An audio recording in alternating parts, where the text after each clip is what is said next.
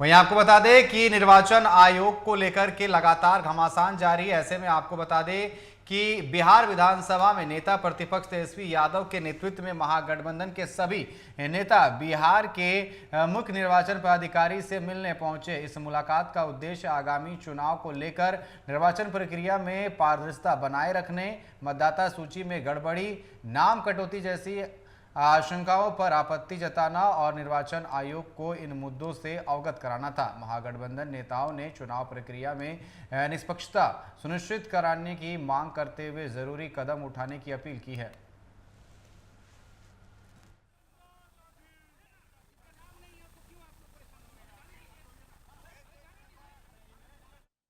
बिहार में होने वाले विधानसभा चुनाव को लेकर राजनीतिक गतिविधियां तेज हो गई है। दरअसल तमाम दल चुनावी तैयारियों में जुट गई है। वहीं भाजपा प्रवक्ता नीरज कुमार ने कहा कि बिहार में राजद जनता के बीच जनाधार खो चुकी है। चुनाव आयोग एक स्वतंत्र संवैधानिक संस्थान है जो निष्पक्ष और पारदर्शी चुनाव सुनिश्चित करने के लिए काम करती है। यह आरोप लगाना कि आयोग मतदाताओं का उत्पीड़न कर रहा है पूरी तरीके से निराधार और गैर जिम्मेदाराना है। लालू यादव को अगर लोकतंत्र की इतनी ही चिंता है तो उन्हें पहले अपने समय के जंगल राज के लिए माफी मांगनी चाहिए। लालू यादव का यह पोस्ट हताशा भरा है, निराशा भरा है। जनता के बीच जो राजद अपना जनाधार खो रहा है उसमें साख बचाने की कोशिश में उठाया गया एक कदम है। चुनाव आयोग निश्चित रूप से निष्पक्ष चुनाव, पारदर्शी चुनाव कराने के लिए काम कर रहा है ताकि फर्जी वोटर वोट डाल नहीं पाए और जो सही मायने में वोटर हैं उनका वोट छूटे नहीं। इस कदम का स्वागत करना चाहिए। दरअसल इस तरह का गैर जिम्मेदाराना और भ्रमित करने वाला बयान देना ही लालू परिवार का पूरे के पूरे राजद का काम रह गया है, क्योंकि उनके पास अब अपने काम के विषय में बात करने के लिए कोई सॉलिड मुद्दा बचा नहीं है। लालू यादव को अगर लोकतंत्र की इतनी ही चिंता है तो अपने समय के जंगल राज के ऊपर उन्हें शर्म करनी चाहिए और उसके लिए जनता से माफी मांगनी। वैसे तो राज्य सरकार गांव में प्राथमिक शिक्षा के विकास के भारी भरकम बजट तो खर्च करती है, लेकिन अभी ऐसा गांव है जहां के स्कूल का अपना भवन नहीं है। यहां के बच्चों के सामुदायिक भवन में पढ़ाया जाता है। दरअसल जबकि यहां के ग्रामीणों ने स्कूल के भवन निर्माण को लेकर 2014 में जमीन दी है। देखिए इस पर एक रिपोर्ट। ये सिवान जिले के महाराजगंज प्रखंड का दक्षिणी टोला शूरवीर गांव है, जहां पर सरकारी विद्यालय के बच्चों को कुएं के पास बने चौतरे पर पढ़ाया जा रहा है।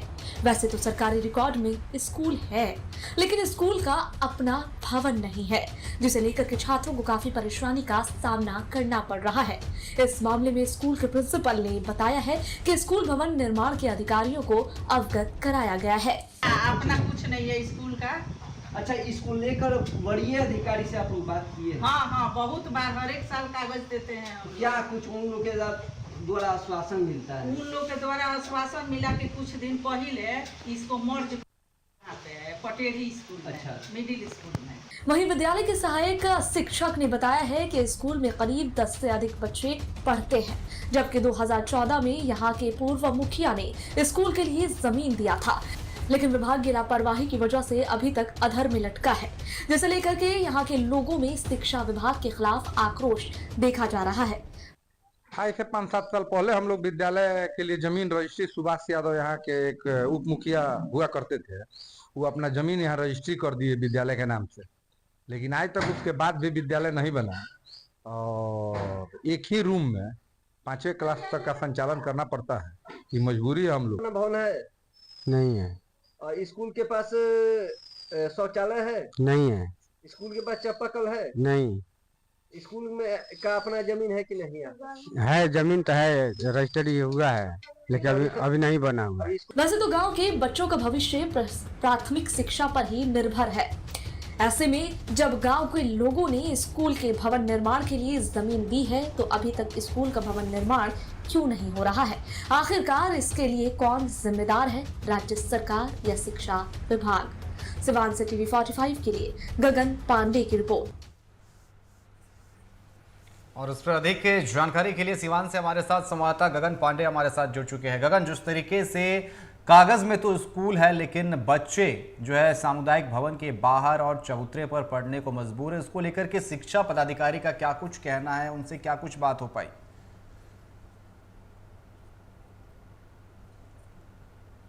गगन, क्या मेरी आवाज आप तक पहुंच रही है?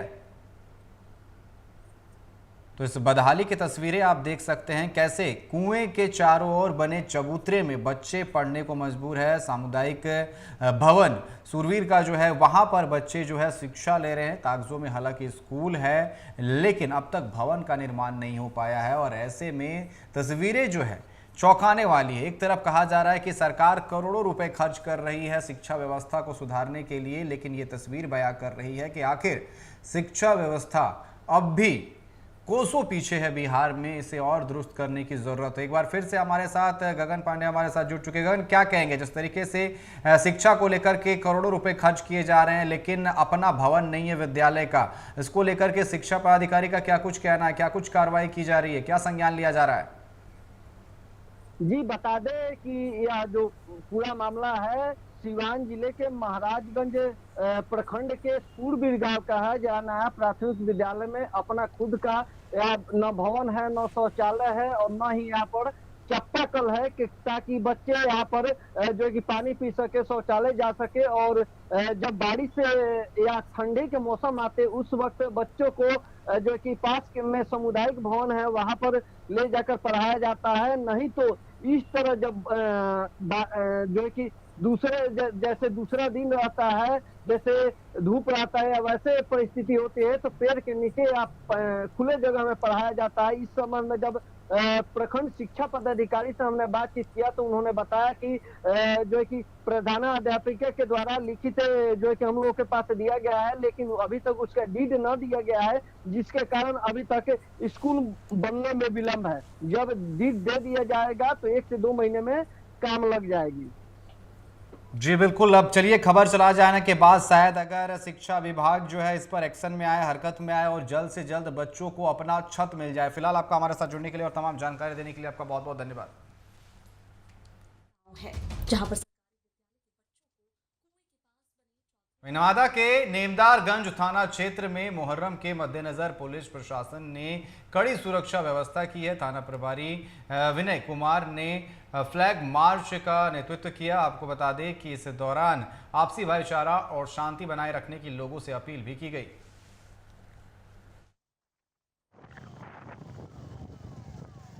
तो आपको बता दें कि मुहर्रम को देखते हुए यहाँ पर फ्लैग मार्च निकाला गया। इस दौरान जो है जगह जगह घूमकर जायज़ा लिया गया और जहाँ पर भी जो संवेदनशील जगह है वहाँ पर फ्लैग मार्च करते हुए लोगों से शांतिपूर्ण तरीके से मुहर्रम मनाने की अपील की गई।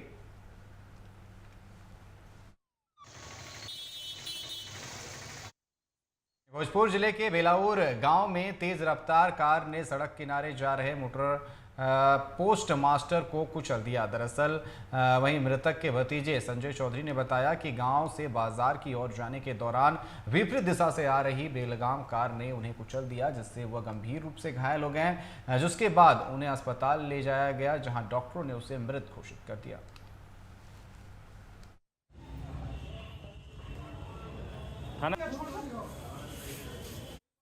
वहीं जमुई के झाझा में 2 समुदायों के युवा एवं किशोरी के बीच प्रेम प्रसंग के मामले में झाझा थाने में नाबालिग लड़की के पिता ने मामला दर्ज कराया, जिसके बाद बिहार का मुजफ्फरपुर से 3 युवा अमन कुमार, मदन कुमार और विश्वजीत कुमार प्रधानमंत्री नरेंद्र मोदी से मिलने के लिए पैदल यात्रा पर निकले।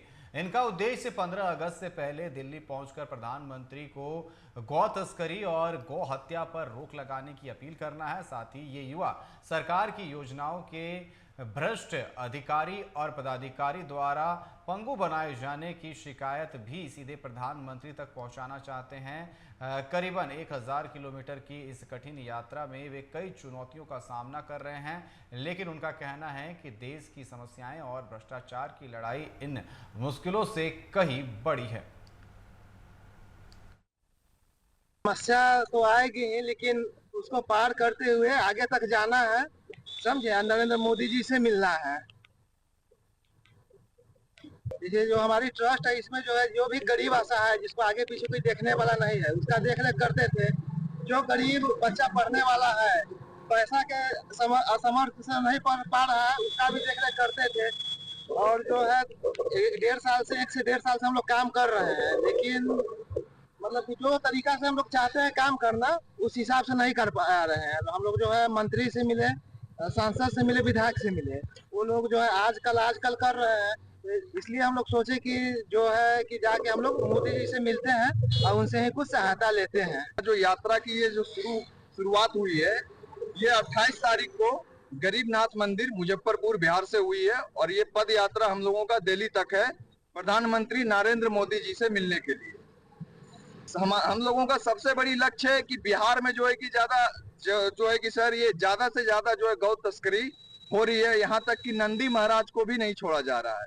और दूसरी चीज है हम लोगों का जो है, आप देख सकते हैं हमारी जो ये संस्था है, ये संस्था चल रही है एक, ये Navkiran foundation public charitable trust है।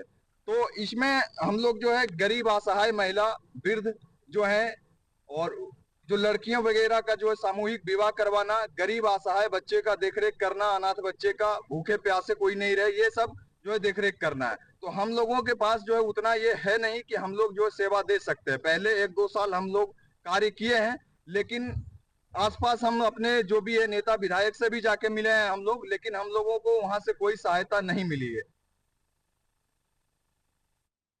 वहीं गया से दरभंगा की ओर जा रही एसएसबी जवानों से भरी एक बस में बड़ा हादसा होते होते टल गया। यह घटना सेवनन के पास हुई जब बस अचानक ओवर हिट होकर तेज रफ्तार में जाकर अनियंत्रित हो गई।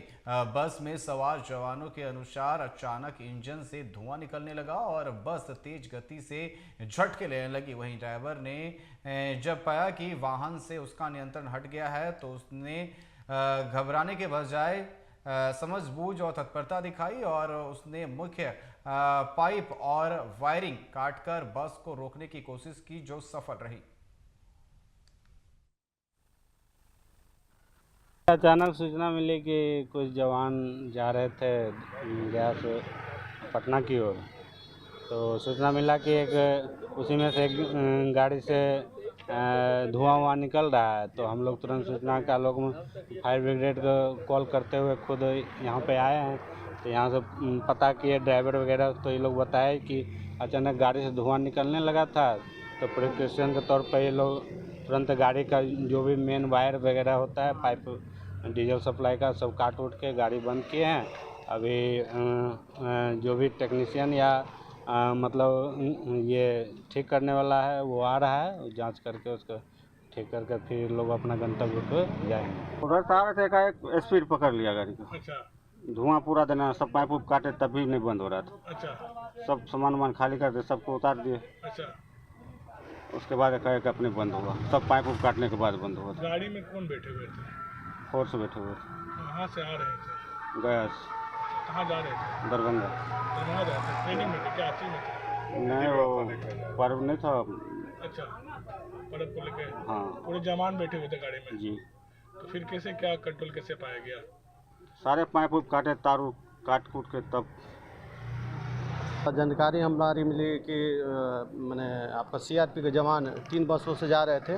अचानक सीएनजी गाड़ी का लीक हो जाने के कारण, गैस लीक हो जाने के कारण अफरा तफरी का माहौल हो गया था। उसके जानकारी मिला तो पुनः घटनास्थल पर आए, तो हमारा थाना अध्यक्ष महोदय भी आए थे यहाँ पे, प्रभारी थे वो आए हुए थे और शांति ढंग से रहा, कोई दिक्कत नहीं हुई, परेशानी नहीं हुआ। बाकी गैस का लीक होने के कारण 6 जुलाई को छपरा में होने वाली नव संकल्प महासभा की तैयारियों को अंतिम रूप देने के लिए लोक जनशक्ति पार्टी के प्रदेश प्रवक्ता डॉक्टर शशि प्रकाश आज गोपालगंज पहुंचे। इस दौरान उन्होंने पार्टी कार्यकर्ताओं के साथ एक महत्वपूर्ण बैठक की। वहीं उन्होंने कहा कि लोजपा बिहार के हर वर्ग की आवाज़ बन रही है और आने वाले समय में पार्टी राज्य की राजनीति में एक निर्णायक भूमिका निभाएगी। वहीं उन्होंने लालू प्रसाद यादव और तेजस्वी यादव पर जमकर हमला बोला।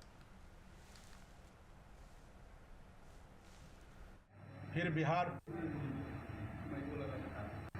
जैसा आप लोगों को जानकारी है कि 6 जुलाई को छपरा में पार्टी का एक भव्य कार्यक्रम होने जा रहा है, जिसका नाम नव संकल्प महासभा 2 रखा गया है। देखिए, हम लोग 8 जून को रमना मैदान आरा से एक आगाज किया है। चुनाव का समय है और हमारे नेता श्री चिराग पासवान जी संकल्पित हो गए हैं युवाओं के लिए, बिहार वासियों के लिए जो उनका नारा है कि बिहार फर्स्ट और बिहारी फर्स्ट, वो अब संकल्पित तरीके से उस पर कार्य कर रहे हैं हम लोग तमाम कार्यकर्ता। सुपौल के त्रिवेणीगंज थाना क्षेत्र के मेला ग्राउंड में देर रात एक दुकान में अचानक लगी आग ने पास की 7 अन्य दुकानों को अपनी चपेट में ले लिया। आग की तेज लपटों के कारण कई नज़दीक जाने से हिम्मत नहीं कर रहे थे। वहीं स्थानीय लोगों ने काफ़ी प्रयास किया लेकिन आग पर काबू नहीं कर पाया। इसके बाद फायर ब्रिगेड की टीम मौके पर पहुंची और जो है आग पर काबू पाया गया।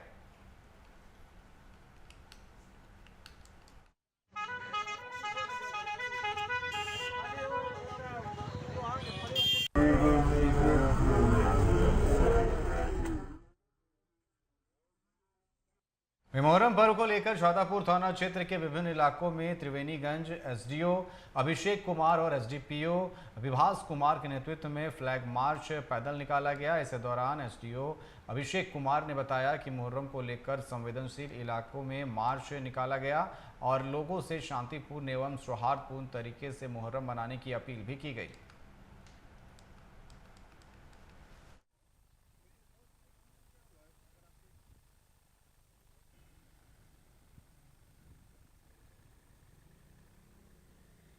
मुहर्रम पर्व को लेकर आज छातापुर प्रखंड में हम लोग विभिन्न स्थलों पर निरीक्षण के लिए जा रहे हैं और एसडीपीओ साहब भी हमारे साथ हैं। इसी क्रम में सर्वप्रथम हम लोग कटहरा पंचायत गए थे।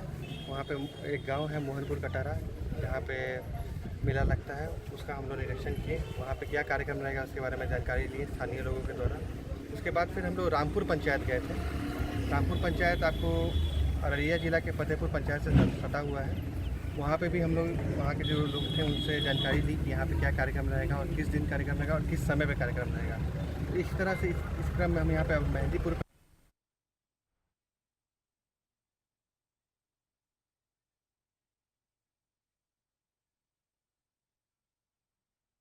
बिहार के राज्यपाल आरिफ मोहम्मद खान शुक्रवार को मुजफ्फरपुर पहुंचे, जहां उन्होंने मुजफ्फरपुर के ऐतिहासिक लंगट सिंह कॉलेज के 126वें स्थापना दिवस पर कॉलेज पहुंचे, जहां महामहिम राज्यपाल को गार्ड ऑफ ऑनर देकर उनको सम्मानित किया गया। इस दौरान बिहार के उप मुख्यमंत्री विजय सिन्हा, केंद्रीय राज्य मंत्री व स्थानीय सांसद डॉक्टर राजभूषण निषाद सहित कई बड़े नेता व कॉलेज के प्रोफेसर और गणमान्य लोग उपस्थित थे। इस दौरान राज्यपाल ने लॉटरी सिस्टम से प्रिंसिपल के चयन मामले पर बोलते हुए कहा कि कहीं किसी नियम का उल्लंघन नहीं हुआ है। मैंने 2 महीने तक लोगों से चर्चा की और राय ली। यहाँ किसी का चेहरा देखकर नहीं रखा गया है।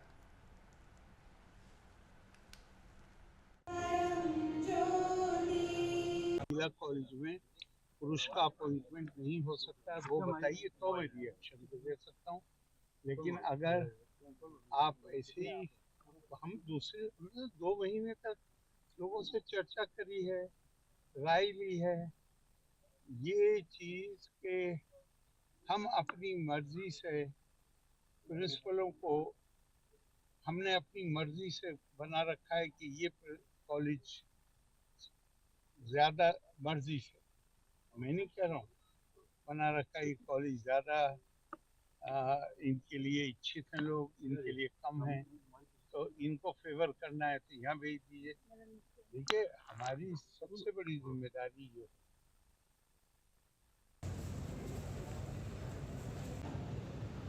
आज के दूसरे विशिष्ट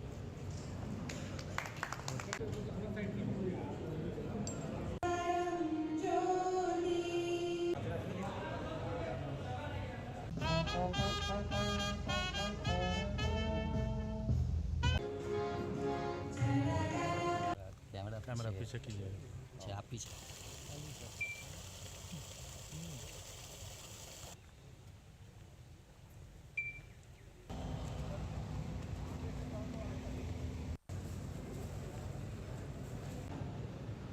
आज के दूसरे विशिष्ट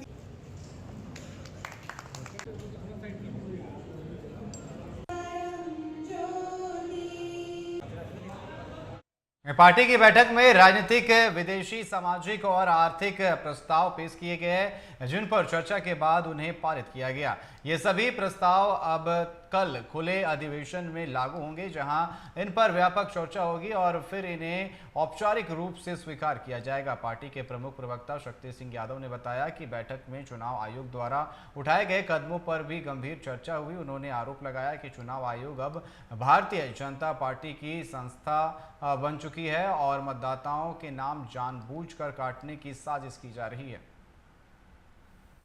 राष्ट्रीय अध्यक्ष जी का ताजपोशी है और खुला अधिवेशन है और उसमें जो हमारे देश के कई राज्यों के अध्यक्ष आए हैं वो अपनी बात को रखेंगे और हमारे जो कार्यकर्ता जिन्हें कुछ बोलना है उनको भी कल मौका मिलेगा। इसलिए हम लोग हमारे नेता आदरणीय तेजस्वी प्रसाद यादव जी ने